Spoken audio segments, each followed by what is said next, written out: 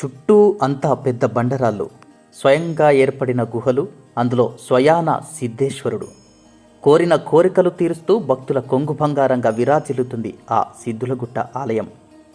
తెలంగాణ రాష్ట్రంలోని నిజామాబాద్ జిల్లా ఆర్మూర్లో గల ఈ సిద్ధులగుట్ట ఎంతో విశిష్టతను కలిగి ఉంది. పూర్వం నవనాథ సిద్ధులు ఇక్కడి గుహల్లో తపస్సుకు వచ్చారని కథలుగా చెబుతుంటారు. అందుకే ఈ ప్రాంతాన్ని ఒక్కసారి దర్శించుకుంటే 3 నెలలు తపస్సు చేసిన ఫలితం దక్కుతుందని భక్తులు ప్రగాఢంగా విశ్వసిస్తారు. ఇంతటి ప్రసిద్ధిగాంచిన సిద్ధులగుట్టపై మన పీజే డిజిటల్ న్యూస్ ప్రత్యేక కథనం.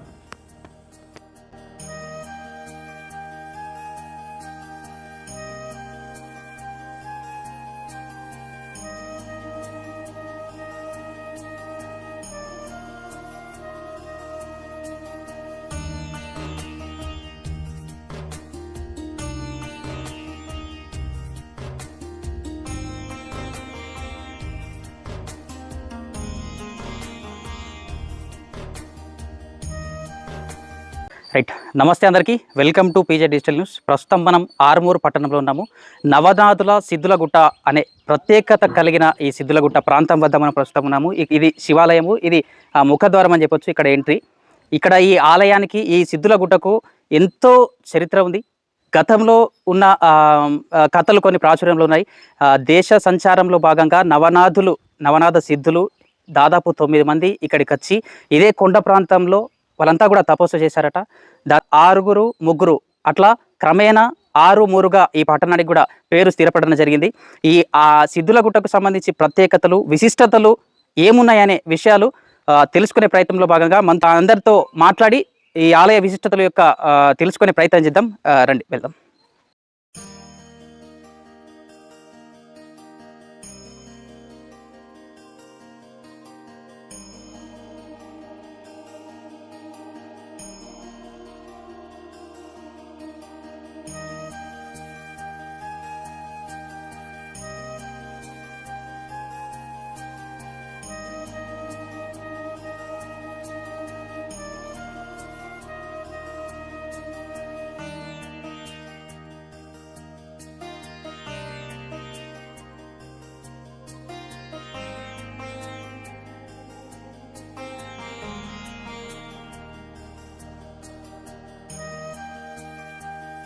मृत्युंजयाय रुद्राय नीलकंठाय शांभवे अमृतेशाय शर्वाय महादेवाय ते नमो नमः। रामाय रामभद्राय रामचंद्राय वेदसे रघुनाथाय नाथाय सीताय ते नमः। ప్రస్తుతం ఇక్కడ మనము శివాలయం దగ్గర ఉన్నాము. ఇదంతా కూడా గుహ ప్రాంతము. గుహ లోపలికి వెళ్ళే ప్రయత్నం చేద్దాం. రండి ఒకసారి. ఇది శివాలయంకి ఎంట్రీ. ఇదంతా కూడా గుహ. ఇది ఒక పెద్ద రాయి. సో ఇది గుహలోకి ఎంట్రీ. ఇక్కడంతా కూడా ఈ ప్రాంతం అంతా కూడా చల్లగా ఉంది. అంటే ఏసీ పెట్టిన మాదిరిగా ఉంది. ఇక్కడ ఈ సీజన్లో అయినా సరే, సమ్మర్లో కూడా ఇక్కడ ఈ ప్రాంతంలో మొత్తం చల్లగా ఉంటుంది ప్రదేశం అంతా కూడా.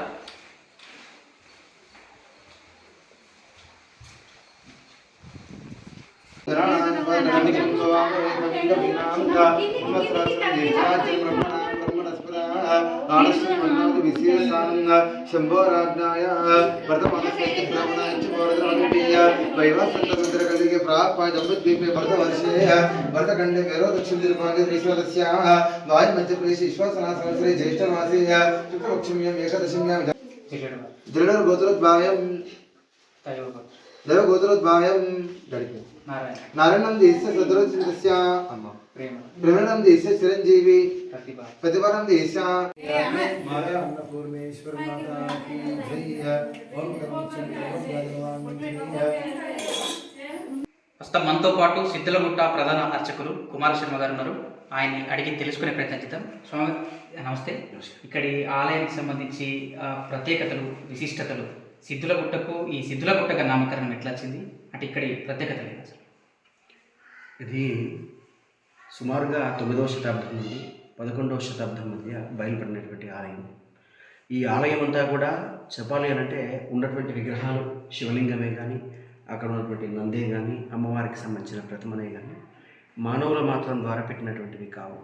సాక్షాత్తు నవనాథులు అంటే అక్కడ ఉన్నటువంటి ఆ 9 మంది మత్స్యేంద్రనాథ్, గోరఖ్నాథ్, ఛట్పట్నాథ్, అడ్భంగనాథ్, కాణిపానాథ్, రేవరీనాథ్, బత్తరీనాథ్, జలేంద్రనాథ్, ఈ 9 మంది నవనాథులు వారు తపస్సుకు చేసుకోవడానికి అనుకూలమైనటువంటి ప్రాంతంగా ఈ ప్రాంతాన్ని ఎంచుకున్నప్పుడు ఉత్తర భారతదేశం నుంచి 6, దక్షిణ భారతదేశం నుంచి 3 వచ్చి ఈ 6, 3 ఇద్దరుగా కలిసి నానుడి అంటే నాడి సాంప్రదాయం లోపల ఉన్నటువంటి పదాలు పలికేటువంటి స్పష్టత లేక 6, 3ని ఆర్మూరుగా పలికి ఆర్మూరుని నామకరణం జరిగింది. అంతేకాకుండా ఇప్పుడు మనం చూసినట్టయితే కొన్ని బస్సుల మీద నవనాథపురం అని రాసి ఉంటుంది. అంటే నవనాథులు సంచరించినటువంటి నేల కాబట్టి నవనాథపురం అనేటువంటిది కూడా ఇక్కడ ఈ వాసానికి, ఈ గ్రామానికి పేరు. అప్పట్లో పురాలు ఎక్కువగా ఉండడానికి కారణం ఆ గ్రామం నవనాథపురంగా బాసిల్లింది. ఆధునీకరణ ప్రయత్నం లోపల ఆర్మూరుగా ఈ యొక్క సిద్ధులగుట్ట నుండి ఈ పేరు అనేటువంటిది రావడం జరిగింది. ఇక్కడ ప్రతి ఏటా మహాశివరాత్రి సందర్భంగా కూడా వేడుకలు అంగరంగ వైభవంగా నిర్వహిస్తుంటారు. ఇక్కడ ఆ వేడుకలకు ఎక్కడెక్కడి నుంచి ప్రజలు వస్తుంటారు, ఏ విధంగా వేడుకలు నిర్వహిస్తారు? అయితే ఈ శివరాత్రి పర్వదినాన 3 రోజులు ఇక్కడ కార్యక్రమాలు జరుగుతుంటాయి. మొదటి రోజు పార్వతీ పరమేశ్వర కళ్యాణం, రెండవ రోజు మహాశివరాత్రి పర్వదినాన వచ్చేటువంటి భక్తులకు ఇక్కడ వసతి ఏర్పాటు చేస్తూ ప్రాతకాలం అంటే శివరాత్రి కన్నా ఒక రోజు ముందు నుంచి 12 గంటల నుండి కూడా అభిషేకాలు అనేటువంటివి ప్రారంభిస్తాం. పొద్దున ఉదయపూర్వకంగా అభిషేకాలు నిర్వహించి వచ్చేటువంటి విఐపీస్ అంటే జడ్జి కానీ, ఎమ్మెల్యేలు కానీ, ఎంపీలు కానీ చాలామంది వాళ్ళంతా విఐపీ విజిట్ ఎక్కువగా ఉంటుంది. అంతేకాకుండా నిజామాబాద్ పట్టణమే కాకుండా చుట్టుపక్కల ప్రాంతాల్లో ఉన్నటువంటి వాళ్ళు మహారాష్ట్ర, కర్ణాటక ఈ దగ్గర ప్రాంతాల వాళ్ళంతా కూడా ఇక్కడికి వచ్చి దర్శించుకుంటారు. తర్వాత దినం అనేటువంటి మహాశివరాత్రి తర్వాత దినం ఉపవాసం ఉన్నటువంటి దీక్షతో భక్తులంతా ఉంటారు కాబట్టి ఆ రోజు ఉదయమే సాక్షాత్గా కాశీలో కొలువైనటువంటి అన్నపూర్ణాదేవి ఇక్కడ ఉంది. ఆ అమ్మవారు ఉండడానికి కారణం చేత మనం ఇక్కడ వచ్చినటువంటి ఆలయ కమిటీ సారథ్యంలో అన్న పూజ నిర్వహిస్తాం. అన్నాన్ని వండి మొట్టమొదటిగా ఆ లింగానికి అన్నాభిషేకం నిర్వహించి అన్నపూజ నిర్వహించిన తర్వాత ఆకు పూజ, పత్రి పూజ నిర్వహించి వచ్చేటువంటి భక్తులకు ఇక్కడ స్థానికంగా ఉన్నటువంటి నందీశ్వర మహారాజ్ కరకముల చేత వారిని ఆ ప్రసాదం తీసుకెళ్ళి అగ్నికి ఆహుతి వేయించి అన్నదానం ప్రారంభిస్తాం. ఇటువంటి ఈ వేడుక అనేటువంటిది మహాశివరాత్రి వేడుక 3 రోజులు అత్యంత వైభవోపేతంగా జరుగుతుంది. దీనికి కేవలం ఒక శివరాత్రి రోజే కాదు, తదుపరి దినం కళ్యాణానికి 3 రోజులుగా కూడా 1,00,000 నుంచి భక్తులు విశేషంగా ఇక్కడికి వస్తారు. పూర్వం చెప్పాలంటే ఇదంతా కూడా చిన్నగా ఉన్నటువంటి ప్రాంతం ఉండే. ఇక్కడ సలాకల చట్టంతో కేవలం స్వామి మాత్రమే ఉంటుండే. కానీ తెలంగాణ ప్రభుత్వం ఎప్పుడైతే ఏర్పడినటువంటి తర్వాత అతి వైభవోపేతంగా కూడా ఈ ఆలయాన్ని తీర్చిదిద్దాలనేటువంటి ఆలోచనతో ఈ ఆలయం అనేటువంటిది కొద్ది పెద్దగా చేయడం జరిగింది. అప్పటి వరకు కూడా ఈ ఆలయ ప్రాభాగంలో ఉత్తర భాగం నుంచి వస్తున్నటువంటి ద్వారం ద్వారా భక్తులు వచ్చేటువంటి వారు.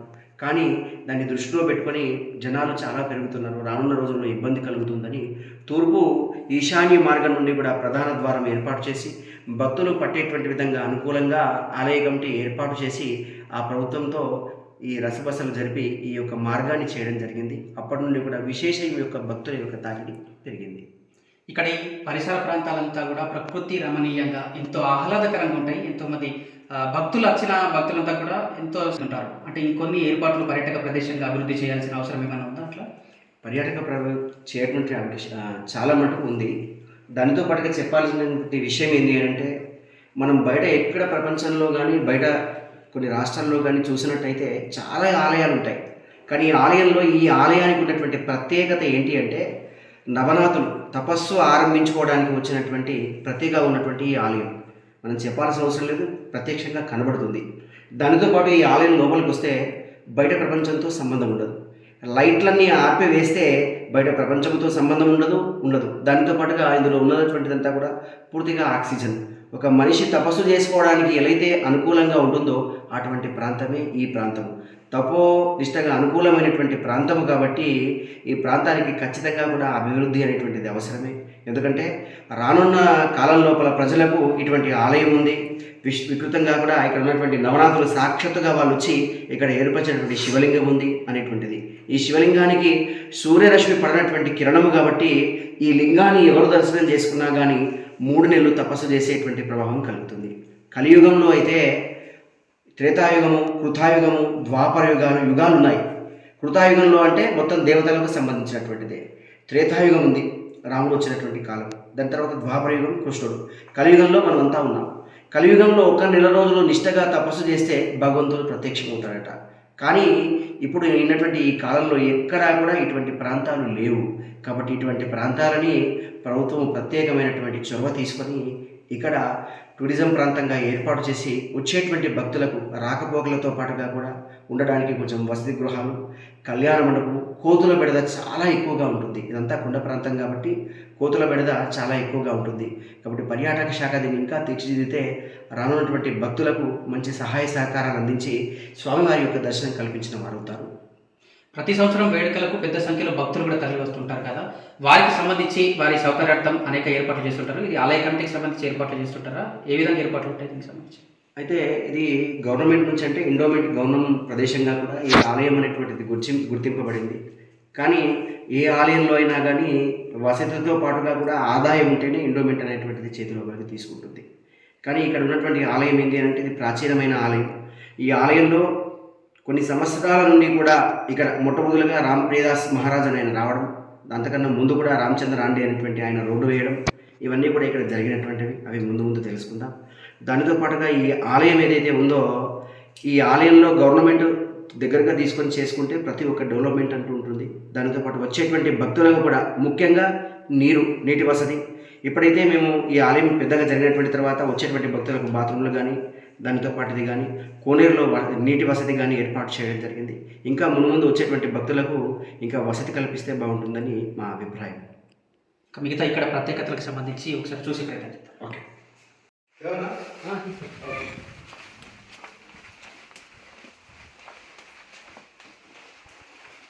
ఉన్నటువంటి ఇది ధుని అంటాం దీన్ని.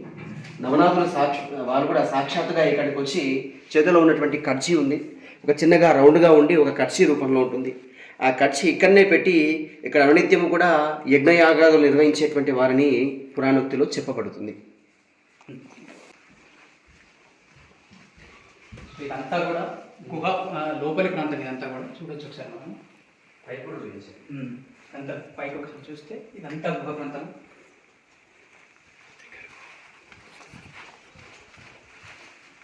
ఇక్కడ వచ్చేసి మత్స్యేంద్రనాథుడు దీనికి సంబంధించి స్వామి. మత్స్యేంద్రనాథ లింగం అంటే సాక్షాత్తు నవనాథులు 9 మంది. ఆ 9 మంది లోపల మత్స్యేంద్రనాథుడు ఎవరో కాదు, సాక్షాత్తుగా విష్ణువే. ఒక శాప పరిహారంగా ఆయన ఈ భూమిపైన ఉద్భవించినటువంటిది అనేటువంటిది ప్రాశస్త్యం ఉంది. నవనాథుల్లో ఒక్కొక్కరికి ఒక్కొక్క చరిత్ర వైభవం ఉంది. అందులోపల మత్స్యేంద్రనాథుడు ఒక చేప నుండి బయలుపడి పుట్టినటువంటి అనే భావన. శివస్య హృదయం రామ అంటే శివుడి హృదయం లోపల ఉన్నటువంటి వాడు రాముడే, రాముడి హృదయం లోపల ఉన్నటువంటి వాడు శివుడే. ఎక్కడైతే ఒక శివలింగము మాత్రమే ఏర్పాటు చేసి నంది లేకుండా ఉన్నటువంటి ఆలయాలు ఉంటాయో అక్కడ ప్రధానంగా విష్ణువు యొక్క పాత్ర ఉంటుంది. మరి ఇక్కడ కూడా సాక్షాత్తుగా మత్స్యేంద్రనాథ్ విష్ణువే కాబట్టి ఆ విష్ణువు స్పర్శతో ఒక శివలింగము మాత్రమే లోపల ఉంది, అది మత్స్యేంద్రనాథ లింగంగా ప్రాసక్తి. అట్లాగే కాలభైరవ స్వామి ఇక్కడ శివుడితో పాటుగా అన్ని గణాలన్నీ కూడా నిక్షిప్తమై ఉన్నాయి. ఆ నిక్షిప్తమైనటువంటి ఆలయంలో కాలభైరవ స్వామి ఈ వస్తున్నటువంటి ఉత్తర మార్గాన్ని ద్వారపాలకుడిగా ఉండి కాపాడుతుంటాడు. ఇంకా కొంచెం ముందుగా వెళ్తే ఆ మార్గంలో యమలింగం అని ఉంది. యముడు సాక్షాత్తుగా కూడా ఇక్కడ లింగ రూపంలో ఏర్పాటు చేసినటువంటిది. అట్లా ఆలయ ప్రధానంగా ఇక్కడ ముందు వస్తున్నటువంటి మార్గం ఇది. ఈ మార్గంలో భక్తుల యొక్క తాకిడి అనుకూలంగా ఉందని దీన్ని మనం తగ్గింపు చేయడం జరిగింది. తగ్గింపు చేస్తూ ఇక్కడ నుండి రావడానికి పోవడానికి ఈశాన్య మార్గం నుంచి తెచ్చి ఈ యమలింగాన్ని దర్శన భాగ్యంగా కల్పిస్తూ ఉన్నాం. శివరాత్రి సమయంలో బాగా భక్తులు రద్దీ ఉంటుంది కదా, కంటిన్యూషన్ ఆ లైన్ నుంచి అట్లా వస్తారు. కంటిన్యూషన్ బై వన్ పంపడమే పైకి 2 స్టెప్స్ ఉన్నాయి కదా లైన్స్. ఈ 2 లైన్లలో ఏంటి అంటే ఒకటి ఏపీ విజిట్లో ఆగుతూ ఒక లైన్ లాగుతారు, మళ్ళీ ఒక లైన్ నుంచి ఏంటంటే వరుస క్రమంలో కంటిన్యూషన్ లో నడుస్తూ ఉంటుంది ఇక పైకి. అసలు ఆపడం అంటూ ఉండదు ఇక లైన్. వాలంటీర్స్ ఉంటారు చేస్తారు. ఇప్పుడు రాత్రి అనే కాదు, ఎవరి శుభవారం నాడు కూడా ఏం లేదంటే ఒక 9 నుంచి 10-16 వేల దాకా దర్శనం చేసుకుంటారు. మన మధ్యలో పునర్భావం భక్తుల మీద పడింది. పడడం వల్ల ఏంటంటే ఒక 1 మంత్ వరకు సరిగ్గా లేదు. లేకపోతే ఏంటంటే ఈ హాలిడేస్ లోపల స్వర్ణగిరి ఇలాగా జనాలు ఎంతో ఉండేవాళ్ళు. మళ్ళీ ఏంటి అంటే ఇది తపస్సుకు సంబంధించినటువంటి ప్రాంతం కదా, దీంట్లో ఎక్కువ మటుకు ఏంటంటే జనసంచారం ఉన్నది అనేటువంటి ప్రాశస్త్యం పురాణంలో ఉంటుంది. అంటే తపస్సుకు సంబంధించిన జనసంచారం మాత్రమే వస్తూ ఉంటారు కాబట్టి ఎక్కువ అయితే డిస్టర్బెన్స్. అట్లా మనిషికి ఏంటి నిత్యం కోరికలే కావాలి. అవును నాకు ఇది కావాలి, అది కావాలి, ఇది కావాలి, అది కావాలి. తపస్సు ఆపోజిట్. అవునవును. అంటే ఇక్కడ తపస్సు చేసుకునేందుకు కొంతమంది కూడా వస్తుంటారు మరి అంటే పీస్ఫుల్ కోసం. వస్తారు ప్రతి జనం. ఇక్కడ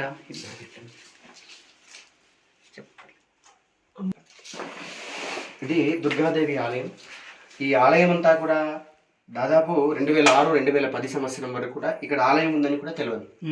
మాకైనా తెలియదు, బయట వాళ్ళకైనా తెలియదు.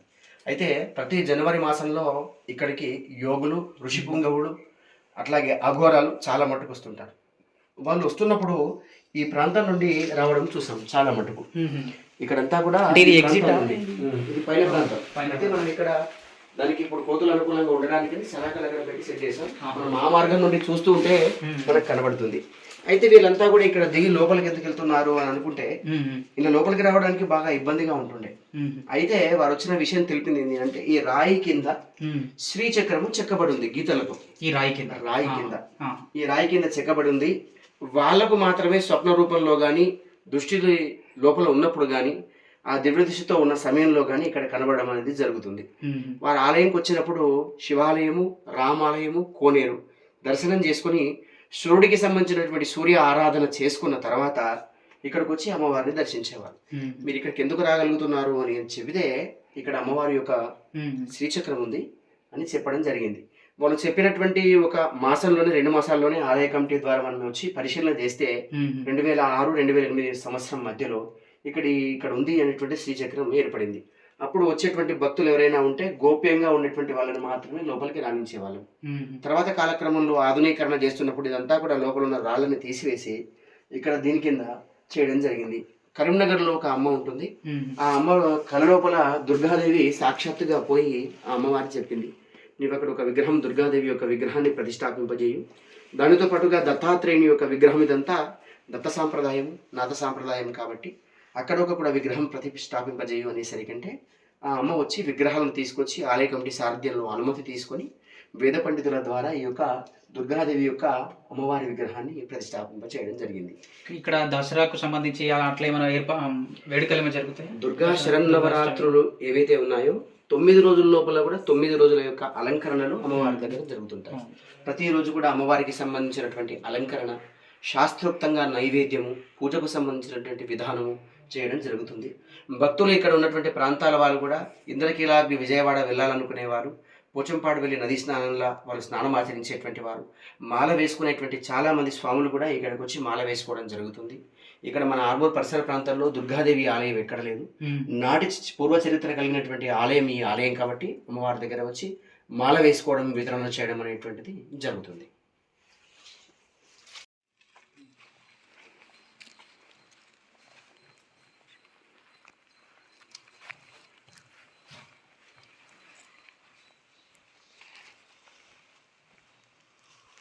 నీళ్ళు ఎప్పుడు ఉంటాయి?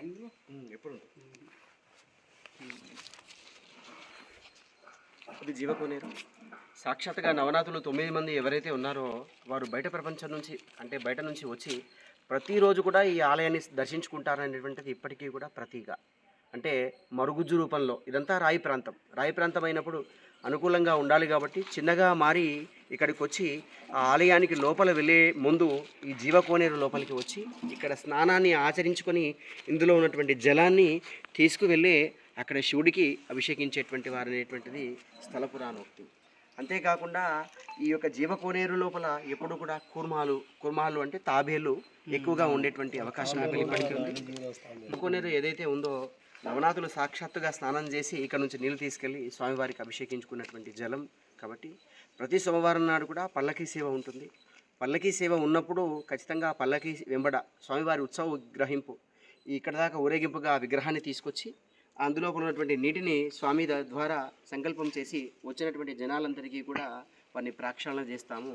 అటువంటి భావంతో ఉన్నటువంటి ప్రభుత్వం ప్రత్యేకంగా చొరవ చూపించి ఇక్కడ ఉన్నటువంటి ఈ కోనేరుని కూడా పూర్తిగా అభివృద్ధి పదంలో నడిపించి వచ్చేటువంటి భక్తులకు దీన్ని ఆసరగా ఈ జలాన్ని అందరికీ ప్రోక్షాళించే విధంగా మారిస్తే బాగుంటుందనేటువంటిది మేము ప్రత్యేకంగా టూరిజం డిపార్ట్మెంట్ కానీ ఎండోమెంట్ డిపార్ట్మెంట్ కానీ మేము నివేదన చేస్తున్నాము. అంటే గతంలో ఏమైనా చెప్పండ్రా ఇట్లా విషయాలు చేయాలి అని చెప్పి స్థానిక ఎమ్మెల్యేకి కానీ ఇంకెవరైతే? మన ఇంతకన్నా ముందు తెలంగాణ ప్రభుత్వం ఉన్నప్పుడు చివరి దశలో ఎలక్షన్స్ ఎప్పుడైతే అయిపోయిన తర్వాత ఇక్కడికి రేవంత్ రెడ్డి రావడం జరిగింది. అప్పటికి కూడా ఆయన యొక్క ముఖ్యమంత్రి కాలేదు. దాదాపుగా ముఖ్యమంత్రి కాకన్నా ఒక నెల రోజుల ముందు ఈ ఆలయానికి వచ్చి సందర్శించి ఇక్కడ శివాలయంలో అభిషేకం చేసుకొని ఈ కోనేరు ప్రాంతంకి రావడం జరిగింది. వచ్చినటువంటి తర్వాత నేను కూడా ప్రత్యేకంగా చొరవ తీసుకుంటాను. చొరవ తీసుకొని ఇక్కడ ఉన్నటువంటి ఈ ఆలయాన్ని చేస్తానని చెప్పాడు. అయితే స్థానికంగా ప్రాదేశిక దీనికి డెవలప్మెంట్కి సంబంధించినటువంటి ఆలోచన పెట్టడం జరిగింది. కాబట్టి ఈ ఆలయాన్ని వారు కూడా పరిశీలించి దీన్ని పునగా కొద్దిగా పెద్దగా విస్తృతంగా చేస్తే వచ్చేటువంటి భక్తులకు వారి వసతి రీత్యా అనుకూలంగా ఉంటుందని మా ఆలోచన. ఈ సిద్ధులగుట్టలో 3 ఆలయాలు ఉన్నాయని చెప్పాము. శివాలయం, అటు అయ్యప్ప స్వామి ఆలయంతో పాటు ఇటు రామాలయము. అది చూడొచ్చు 1960లో ఈ ఆలయాన్ని ఏర్పాటు చేశారు. ఈ ఆలయానికి సంబంధించి ప్రాశస్తాన్ని తెలుసుకునే ప్రయత్నం చేద్దాం. శివస్య హృదయం రామ అని, రాముడు శివుడితో పాటుగా రాముడు ఉండాలని ఆలోచనతో ఇక్కడ ఉన్నటువంటి ప్రియదాస్ మహారాజ్ అని ఆయన మధ్యప్రదేశ్ నుంచి రావడం జరిగింది. ఆయన యుక్త వయసు లోపల 1946-42 లోపల ఇక్కడికి వచ్చాడు. ఇక్కడనే శివాలయంలో ఉంటూ ఇక్కడ చిన్నగా వంట చేసుకుంటూ తన జీవనాన్ని కొనసాగించాడు. కొనసాగిస్తున్నప్పుడు ఆయన మనసు లోపల ఒక సంకల్పం కలిగింది. శివాలయంతో పాటుగా కూడా రామాలయం ఉండాలి, ఆ రామాలయం ఉండాలి కాబట్టి రామాలయాన్ని నిర్మాణం చేద్దామని 1952 నుంచి ఈ ఆలయాన్ని ప్రారంభించాడు. ఎంతో వ్యయ ప్రయాసలకు, ఎందుకంటే అప్పటికి రోడ్డు మార్గం లేదు, ఏమీ లేదు. ఈ ఆలయం నిర్మించాలి, కట్టాలి అంటే కూడా అంత గాడిదల ద్వారా డొంగు సున్నము తెప్పించి ఆ రాళ్ళని కట్టించి ఈ ఆలయం చేయడం జరిగింది. మనం ఇందాక మాట్లాడుకున్నప్పటికీ పురాతనమైన కోనేరు ఉంది, జీవ కోనేరు. ఆ జీవ కోనేరు నుంచి మాత్రమే నీటిని తెచ్చి ఈ ఆలయాన్ని నిర్మించాలి. ఆ నిర్మించాలంటే చాలా ఇబ్బంది కలిగింది. ఇబ్బంది కలుగుతున్నప్పుడు ఆయన మనసులో ఏం భావం కలిగింది అంటే, ఆలయం ముందరనే ఒక బావిని తవ్విస్తాను, ఆలయం ముందరనే బావిని తవ్విస్తాను అనేటువంటి భావనతో ఆయన ఈ ఆలయంలో ఉన్నటువంటి ముందరున్న బావిని తవ్వడం జరిగింది. ఆ ఆలయంలో ఉన్నటువంటి బావిని తవ్విస్తున్నప్పుడు ఆయనలో నీళ్లు పడలేదు. నానా రకాలుగా చాలామంది అన్నారు, ఇంత గుట్ట రాయి ప్రాంతం, ఈ రాయి ప్రాంతం అయినప్పటికీ కూడా ఇందులో నీళ్లు పడతాయా, మహారాజు నువ్వు కొంచెమైనా నీకు తెలియదా అనే మాట మాట్లాడితే ఆయన సరే అనుకొని ఆ యొక్క స్వామివారి కోసం తపస్సు చేయడం ప్రారంభించాడు. 45 రోజులు తడకలేనటువంటి తపస్సు చేస్తే సిద్ధేశ్వర స్వామి స్వప్నంలో సాక్షాత్కరింపజేసి ఈ ఆలయాన్ని నీకు కావాలి అంటే తప్పకుండా కూడా ఈ నీళ్లు పడతాయి, కొంచెం ఒక 2 ఇంచుల నీరు కొడితే చాలు పడుతుందనేటువంటి భావన చెప్పడం జరిగింది. దానితో పాటుగానే ఆ ముందున్నటువంటి ఈ కోనేరు నీళ్లు పడడం జరిగింది. ఆ నీరు పడడం ద్వారా ఆలయంలో ఉన్నటువంటి ప్రతిష్టని 1958 వరకు ఈ ఆలయం అంతా పోతుంది. 1960 లోపల సాక్షాత్తుగా అయోధ్య నుంచి ఈ విగ్రహాలను తీసుకొచ్చి ఇక్కడ ప్రతిష్టాపన చేయడం జరిగింది.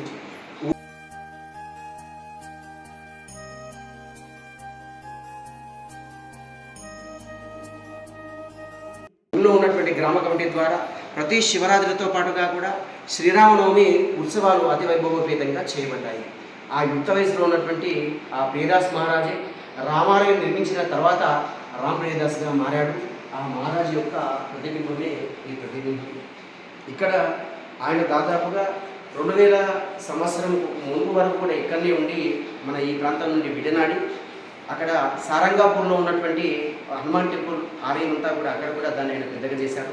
ఇక్కడ నుంచి వెళ్ళిపోయినటువంటి తర్వాతని దానితో పాటుగా ఇక్కడ ఉన్నటువంటి శ్రీ శ్రీ చంద్రవిందు మహారాజ్, ఈ మహారాజు కూడా ఇక్కడనే సిద్ధి పొందినటువంటి, ఇదంతా కూడా సిద్ధి ప్రాంతం. సిద్ధి పొంది నర్మదా నది తీరంలో డలారి ఆశ్రమం అని ఉంటుంది. ఆ డొలారి ఆశ్రమంలో ఇప్పటికీ కూడా కొన్ని కోట్ల సముదాయంలో ఉన్నటువంటి అక్కడ ఉన్నటువంటి భక్తులు, ఆయనకు సంబంధించినటువంటి ఆలయ విశిష్టత అక్కడ ఉంటుంది. ఇది ఇక్కడ సిద్ధి పొందినటువంటి ఆయన. ఇక్కడ సీతారాముల కళ్యాణం ఏ విధంగా జరిపిస్తారు? ప్రత్యేక శ్రీరామనవమి సీతారాముల కళ్యాణం అనేటువంటిది ఒకరోజు ఉత్సవ వైభవపేతంగా జరుగుతుంది. కళ్యాణ ఘట్టంలో మొదటి రోజు కూడా స్వామివారికి మంగళ స్నానంతో పాటుగా చివరి దాకా లోపల అప్పగింతల వరకు కూడా వైభవోపేతంగా జరుగుతుంది. ఇక్కడ సాక్షాత్తుగా ఆ శ్రీరామచంద్రుల యొక్క భద్రాచలంలో ఏ విధంగా అయితే ఉంటుందో ఇక్కడ కూడా ఆ విధంగానే కళ్యాణం జరపడం మానవాయితీ. దానితో పాటుగా ఈ 9 మంది నవనాథులకు సంబంధించినటువంటి నక్షత్రనాథ్, గోరఖనాథ్, చిత్పట్నాథ్ వచ్చినటువంటి భక్తులందరికీ కూడా ఈ ఆలయంలో ఏముండాలి ఏముండకపోతే అనేటువంటిది మేమంతా ఏర్పాటు చేస్తాం.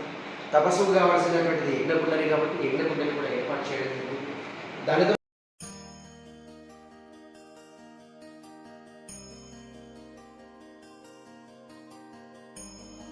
పాటుగా ఇక్కడ ఉన్నటువంటిది, ఇక్కడ దగ్గరలో ఉన్నటువంటి పలుకుట అని ఆశ్రమం ఉంటుంది.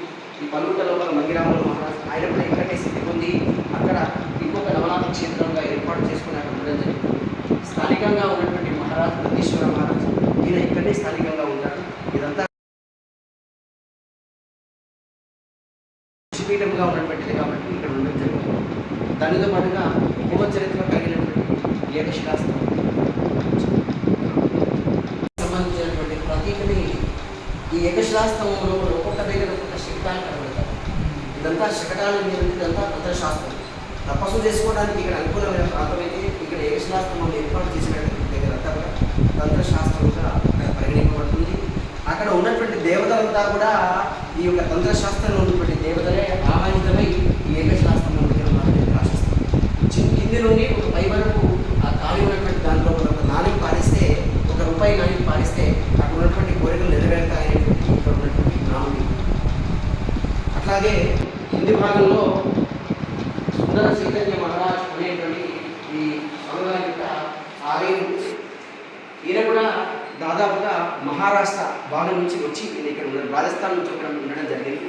ఆయన కూడా దాదాపు 5 సంవత్సరాల క్రితం పరమపదించారు. అనునిత్యము కూడా బియ్యముతో ఉన్నటువంటి కింది రాతలు రాస్తుంటే ఆయన అమ్మవారి భక్తుడు కాబట్టి మాజీ అనేటువంటిది అమ్మాజీ అనే పదం. ఆయన కూడా అట్లాగే ఆయన ఉన్నటువంటి మహారాజు కూడా మాజీ మహారాజ్ మాజీ మహారాజ్ మాజీ మహారాజ్ అనేటువంటి పదం పడింది. అక్కడ కూడా అనునిత్యం చైతన్యంగా భక్తులను ప్రేరేపిస్తూ అక్కడ కూడా భజన చేస్తుండేటువంటి వాడు. ఇప్పుడు ఆ చైతన్య మహారాజు అనేటువంటిది పరమపదించినటువంటి తర్వాత ఈ ఆలయాన్ని దగ్గర ఉన్నటువంటి వాళ్ళంతా కూడా ప్రోత్సాహంగా నడుపుకోవడం జరుగుతుంది. క్షేత్రపాలకుడు ఆంజనేయ స్వామి కాబట్టి ఏకశిలా స్తంభం దగ్గర తంత్రముతో పాటుగా ఆ స్వామి అక్కడ కొలువై ఉండడం జరుగుతుంది. ఇవి విగ్రహాలన్నీ కూడా పూర్వవైభవం కలిగినటువంటివి, మానవుల మాత్రం ద్వారా పెట్టినవి చేసినవి ఏమీ కావు. ఈ ఏకశిలా స్తంభంతో పాటుగా కూడా ఆంజనేయ స్వామి ఇక్కడ ఉన్నటువంటి ఆలయం. ఇది ప్రధానంగా కూడా సిద్ధులగుట్టకు పశ్చిమ భాగంలో ఉండేటువంటి ఆలయంగా ఇది చివర. దీని దగ్గర పాలగుండము, నీలగుండము, స్వర్ణగుండము, దానితో పాటు గుహ అనేటువంటి ఉంటుంది.